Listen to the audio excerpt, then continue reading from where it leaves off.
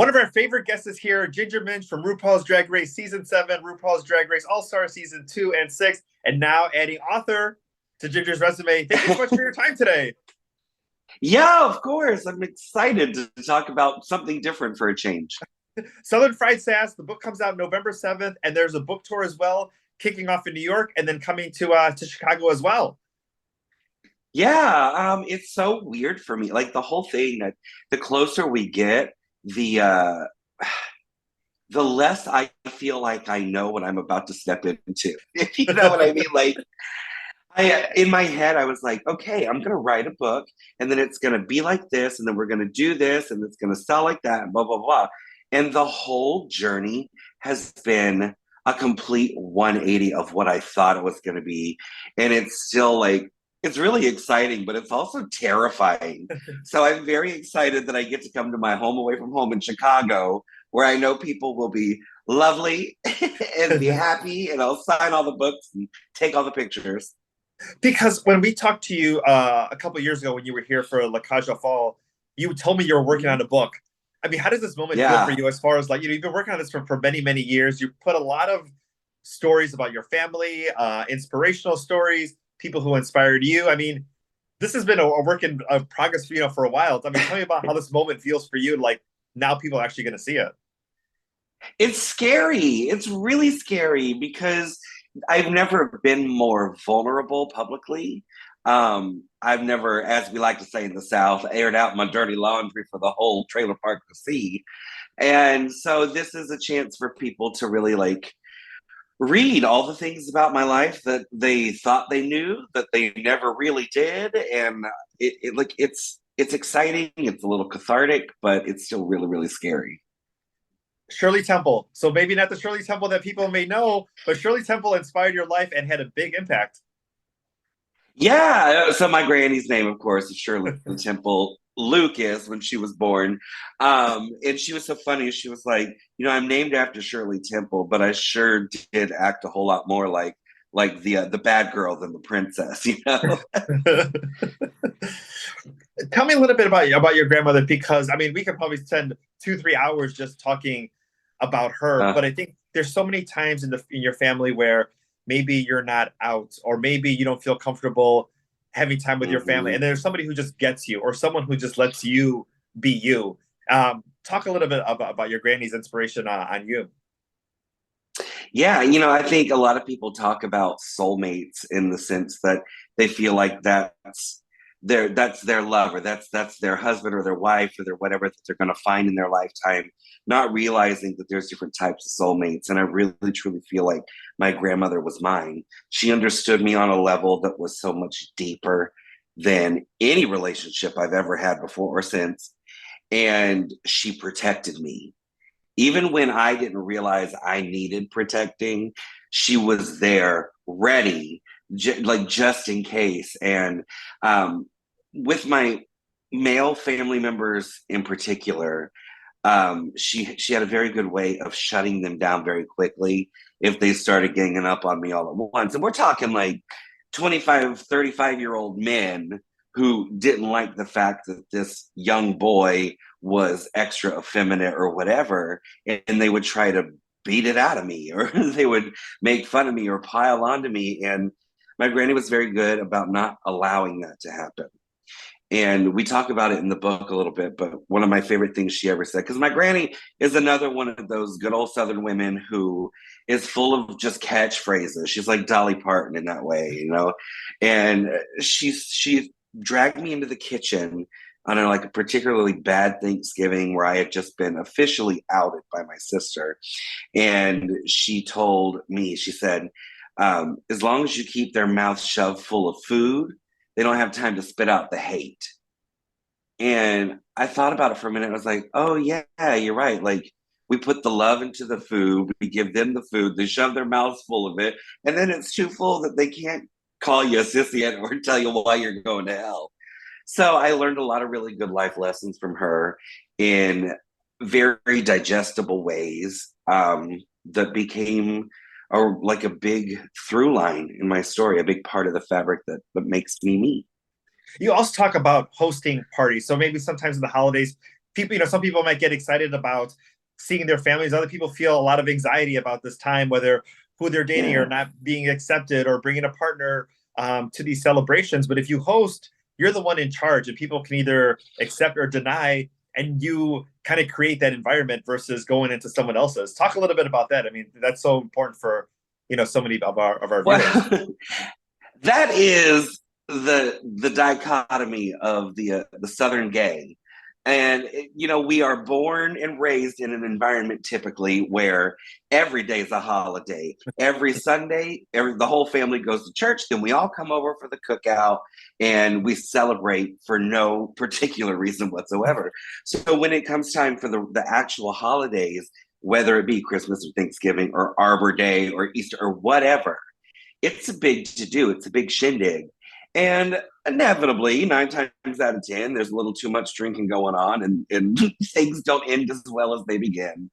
And so when I became an adult and kind of removed myself from that side of my family, I realized that I miss seeing people who were a part of my life, and I miss enjoying the experiences that I grew up with, but I needed to find a way to do it on my own terms. And then I realized, oh, well, if you're in my house, what did they always love to tell me? If you're in my house, you'll obey my rules. So I started inviting people over. I was the hostess. I put the parties together, which, P.S., my parties are always better than any of theirs anyway. And I realized that once I had them in my environment, they were a lot more willing to kind of jump on board and abide by the rules, which is simply have a good time, don't get too drunk, and don't talk about politics or religion. Like that's it. Like, we're just here to celebrate and have a good time. And if they do break any of those rules, it's a lot easier just to put them in a cab and send them on their way. And it's really brought me a whole lot of inner peace as well, to be able to continue those traditions, but do it on my own terms. Oh, exactly. That's such a wonderful lesson that so many people, especially going into this holiday season, maybe it can take a lot of little nuggets from the book. But we get to Yeah. see you, and we've all enjoyed you as a performer. But this wasn't your first time. I mean, your grandpa in the restaurant. Talk a little bit about getting to perform there, because that's, I mean, young Ginger. I mean, that was your your shining moment right from the start. Well, you couldn't tell me I wasn't Tina Turner when I was growing up. I mean, just like so random, but she was my idol and my goddess, and I talk about that a lot in the book as well. But my grandfather, from the time like before I can even remember, they had owned like a Southern barbecue soul food restaurant, and there was a big counter in the front, like there always were in those little small town restaurants. And he would prop me up there. And I think it was more just like keep me occupied and keep me out of the way. But he also thought I was really cute when I sang. So I would just get up there, they'd turn on the radio, I'd sing and I'd dance. And eventually, like, as people started paying more and more attention, I started to add to the act, as we all do.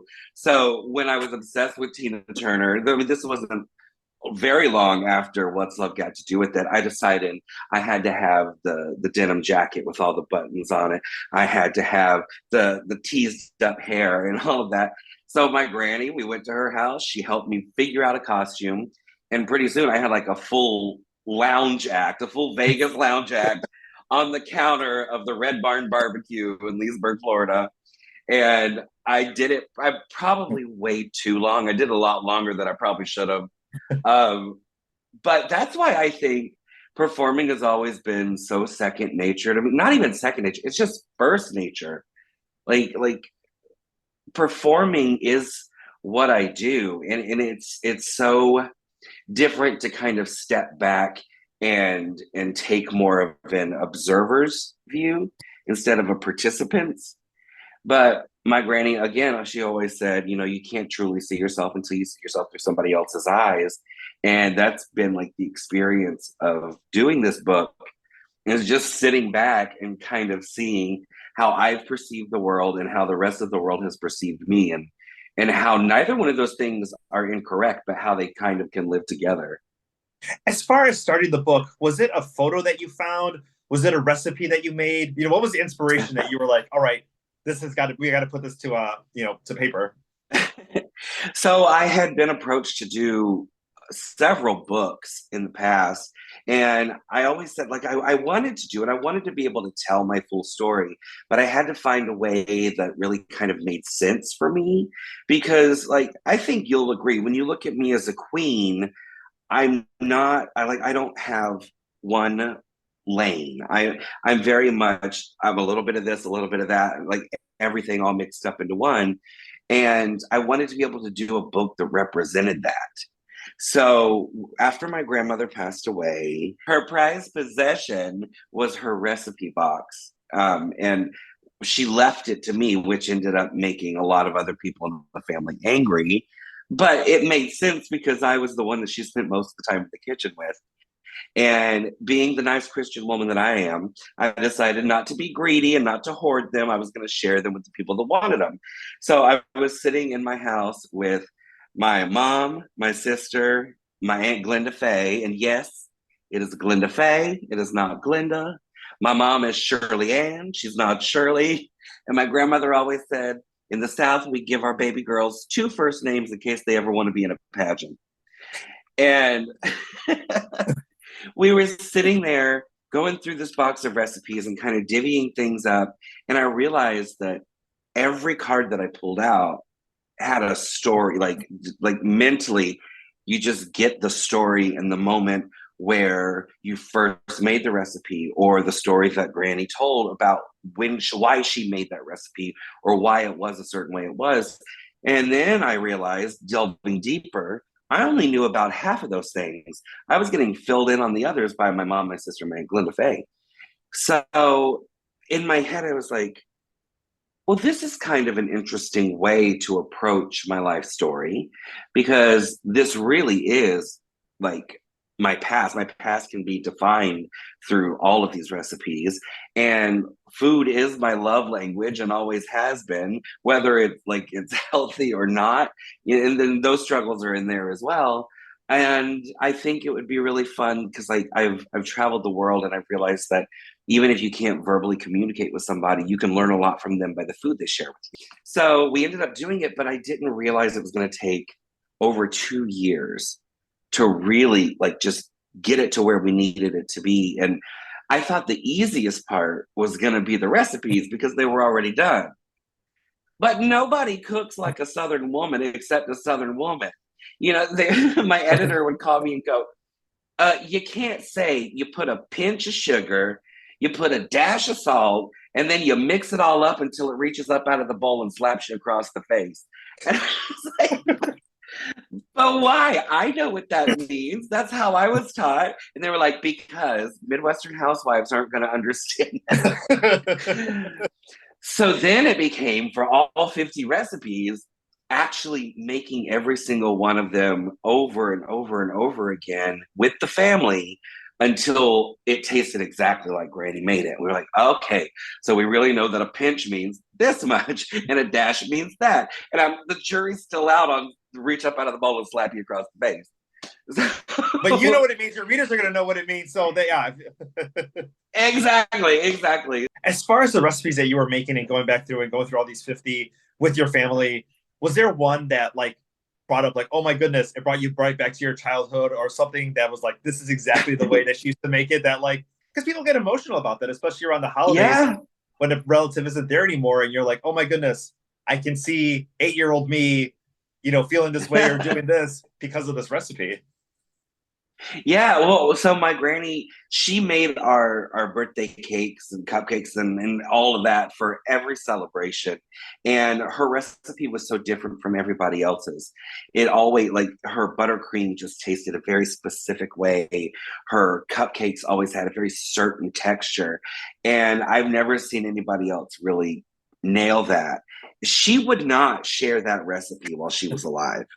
She wouldn't give it to anybody, and except Miss Betty Jean Simmons, who lived next door. The two of them would get together and bake sometimes. That's the only reason she had it. And so after she passed away, I found the recipe in the box, and it was written on the back of like a check, like not like a check, well, like a diner check. You know what I mean? Yeah. Yeah, from the restaurant. She had jotted all this stuff down. and it was just kind of shoved in the middle there. And I pull it out and I'm trying to be very gentle with it. It's all creased up. And I was like, oh, this is it. This is it. And my mom was like, no, that can't be it. She always did it from memory. And I went to the kitchen. I didn't even go through anything else. We whipped out the mixer and everything. We started throwing all of this stuff in, mixed it up, and we're like, oh my God, that's the buttercream. That tastes exactly like the buttercream. So then we make the cupcakes, and we're like, oh my God, I don't know. It seems right, but I don't know. We put it in the oven. We're waiting. They come out, and we go, oh my God, it's them. And so that was like the best discovery recipe wise through all of it. And it's one that like she used the same base for everything so she could make it taste like anything in the world. It's so rich and so buttery and not too sweet. And that's what a lot of people get wrong about cakes and cupcakes is they make the cake itself so sweet and then the frosting so sweet on top of it. And hers was just always like the chef's kiss, like the perfect little balance. Tell me quickly maybe some of the other recipes that are in the book, because we got some desserts, but we also have some meals. We got things Yeah. that are specific for the holidays as well too. Yeah, so one of my favorite recipes, and I talk about the fact that my mom, we always told her she could burn water. She is not a very good cook, never has been. But there are a few things that she makes, and she makes them not only well, she makes them spectacularly. Like she has this very famous in the South turkey dressing. It's her stuffing for the bird, and it's a 3-day process, and it's so delicious. And I've tried to make it. I can make it pretty well, but there's something about her touch with that is just absolutely perfect. And the other thing that she made really well was meatloaf. And while all the other kids in school, because like we didn't come from a ritzy neighborhood, we didn't have much money growing up. So every Wednesday night, every family on our block, every family in our school would have meatloaf because it was cheap. And then you have the meatloaf sandwich at school the next day. And you just kind of eat on it every week until it goes away. And every week, every Thursday, people would come into school, all the kids, and they'd all be trying to trade their meatloaf sandwiches to everybody else. And everybody wanted mine because my mama didn't use breadcrumbs. She didn't use saltine crackers. She used Ritz crackers. And that was like the one thing that she would spend the money on because they're so buttery and so flaky. So that added flavor. Then she would add sun-dried tomatoes inside of it as well. It was like she knew exactly how to spend the little bit of money that she had. She put the emphasis in the right place. And it made the meatloaf, it never got dry, it never became too dense, and it always had a lot of flavor. And it felt like the more that it sat day by day, the flavors would kind of get stronger and mix and mingle. So that was always one of my favorite things to cook, which is weird because my mother, other than that, is just not a good cook. I also hope everyone from your grade school picks up your book because they've been waiting for that recipe for the whole lifetime. Exactly. Now they get to make the meatloaf whenever they want. Well, and I also have my no bake peanut butter bars in there, which are from the school. It's what we would always save up 35 cents. I remember it was 35 cents for each one of them. And then they would have them once or twice a week. And when they were out, you had to run and get them. And those things were a hot commodity. So I put that recipe in there. And then for the holidays, whether it's Thanksgiving, Christmas, Hanukkah, anything in between, there is a foolproof, full dinner in their full holiday dinner, from the turkey to the ham to the stuffing to every single side to the beverages, the decorations, everything you need for a perfect holiday meal is in this book. And it is set up so easily. It is so easy to follow. It is foolproof. That is amazing. You're kicking off the book tour in New York. You're coming here to Chicago November 15th with Anne Burrell. She's going to be the moderator and host for this. Have you met Anne before? Or is this going to be your first time meeting her? I have not. I have not met her. I'm a little bit scared because I do idolize her. I think she knows her shit, and she is definitely on top of everything. But I'm also really excited because Marty Gold Cummings and Peaches Cummings, who were the runner-up and the winner of Worst Cooks in America, like 2 years ago. They were the first queens that were on it. They're doing my party with me in New York City, and I've known them for a while, so we're just chit-chatting about all this stuff. And they're like, "She is so good, and she is so nice, but she's tough. She is tough." I'm like, "Well, thank God I won't be cooking with her or for her." Just and they were like, "No, she'll challenge you in conversation because that's what's entertaining and that's what's exciting. And that's how you learn." And I was like, "Oh, but I kind of love that because I feel like I tend to do that as well. I don't challenge people, but I like to really like take a hard left and go, okay, if we're going to talk about that, then how about we talk about this?" And I think it'll be fun. Like, I think it's going Yeah. to be a very unexpected night. Yeah. No, that, And I wrote a brand new song called Southern Fried Sass that kind of encapsulates the book. It's really cute. It's really fun. And I'm going to perform it. I'm going to perform it there that night, which will be a lot of fun as well. awesome. Ginger, thank you so much for your time today. Follow Ginger on Instagram at Ginger Minj, and of course, gingerminj.com for all the latest projects, including the book, and chicagohumanities.org for tickets for that November 15th event at the Music Box. And we'll see you in Chicago very shortly.